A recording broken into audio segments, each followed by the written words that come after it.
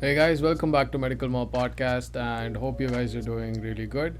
And on today's podcast, let's talk about the new conversation in the healthcare, which is about do you really need a third vaccine or another booster shot just to keep yourself safe and protected from the COVID 19?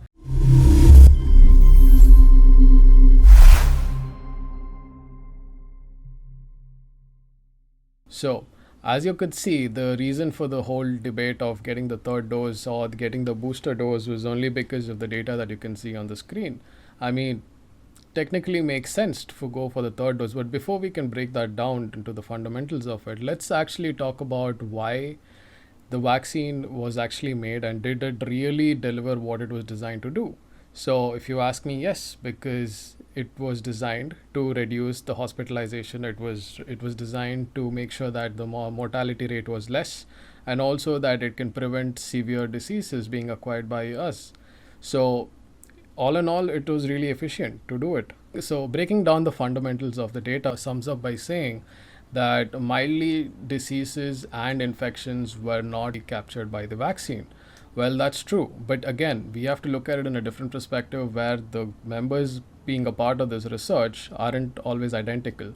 And Ganga Ram's research was basically done through a small hospital, out of which very small number of people were being vaccinated, out of which even in that very small number of people were actually healthy. So it's not that much of data or evidence to say that yeah, you do really need a third dose. So the people who would actually require the additional third dose or the booster dose would be people who are more compromised on their immunity. It might make sense in giving third dose or the booster dose as it does boost up the antibodies in them, but again, it's got to be in a controlled or a very measured manner. Yes, somebody would actually argue by saying that antibodies do degenerate in a period through a period of time, probably 6 to 8 months. That does actually happen, but again, it your body would also be strong enough to face the same infection host again and again. So you're good. But again, coming into unhealthy individuals who have very compromised immunity, probably they wouldn't be able to do it as good as the healthy ones. And so for them, this might be a recommendation. Again, WHO has also put a stay on the third vaccine being given out to countries till September end. So we got to see how that works out. And again, the governments are actually even doing this. I mean, they've given pre-orders only for the reason that they want to keep their citizens safe. Especially countries like UK and the US are already considering this, and they're going to be getting this on. So let's talk a little bit about supply and demand gap.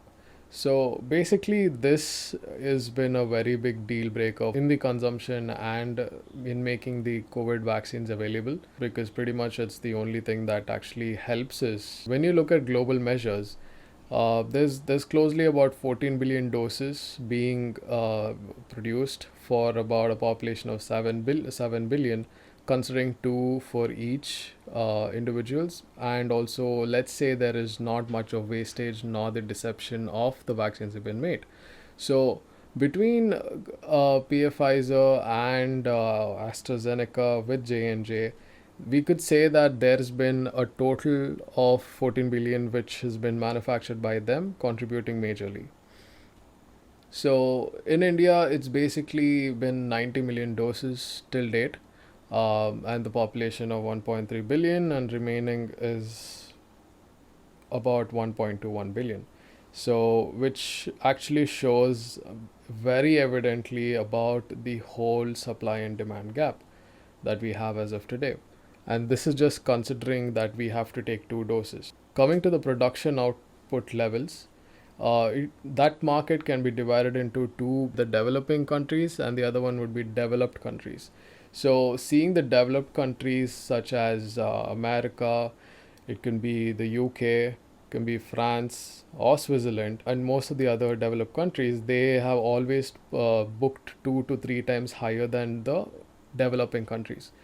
And that is very evident even in India, where we see a lot of scarcity in the availability of the vaccine. But in case, let's say now we have to cope up in terms, and let's say WHO says no, there is really a third vaccine required, and let's say there's enough data to prove that, and makes it more evident. So let's consider those situations and actually figure this out. So Novavax, AstraZeneca, and SI produce about 1 billion doses yearly each. So that's close to about 3 to 3.5 billion doses.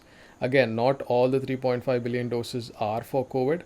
It can be the other line of vaccines which they are already into pre COVID levels. So, to sum it up in the end, we really need to remap uh, our vaccine production up by approximately 2.5 times than what it is actually as of today in order to meet the 3 dose demand, and which can be fulfilled in a matter of 14 to 18 months.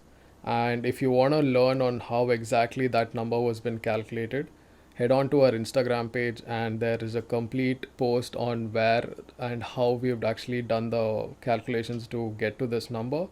So this was more about the data what is actually being given out by these governments. So hope you found this useful. If you did, please hit the like button and subscribe to the channel and keep watching.